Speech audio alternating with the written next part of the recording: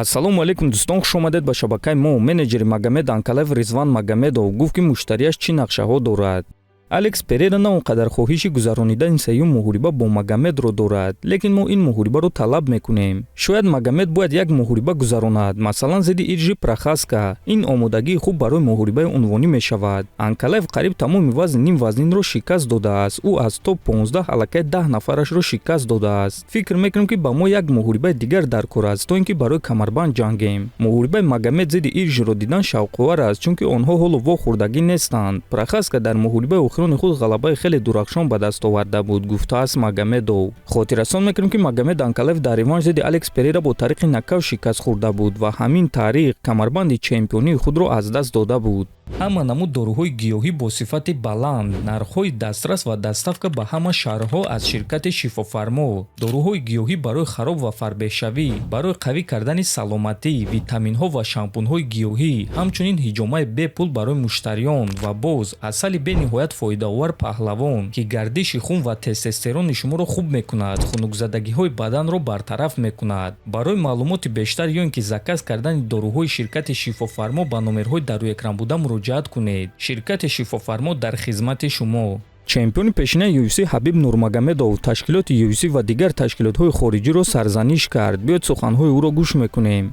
дили мон ба ташкилотҳои амрикоӣ месӯзад, чунки ҷангварони гурусна омада истоданд. Ин бачаҳо гап задан, трешток карданро дӯст намедоранд. Онҳо барои рақибро шикаст додан ва пул кор кардан меоянд. Ба ташкилотҳои амрикоӣ ин чизҳо писанд нестанд. Ба онҳо трешток ва шоу писанд аст. Ман ин чизро фаҳмида метонам. Аз як тараф ин бизнес аст, лекин аз тарафи дигар ин варзиш аст. Ман дар Доғистон якчанд зал дорам ки қариб 500 нафар ғайрикасбиҳо тамрин мекунанд ва ҳамаи онҳо чемпион шудан мехоҳанд. Ҳамаи онҳо ҷангварони сахтанд. Шумо бо онҳо чӣ кор мекунед? Чӣ гуна онҳоро манъ мекунед? Ин корро кардан хеле душвор аст, ё ин ки бо онҳо шартнома набандед. Баъзе ташкилотҳо ҳамин гуна рафтор карда истоданд. Бо онҳо шартнома намебанданд. Рости гап ин чиз ба ман писанд нест, чунки дар ҳама ҳолат ин варзиш аст ва варзиш бояд ки тоза бошад. Чанд соли охир мо дидем ки чӣ қадар ҷангваронро онҳо хориҷ карданд. Бисёре аз ин ҷангварон ҳатто бой додагӣ набуданд, лекин бо онҳо шартномаи нав набастанд.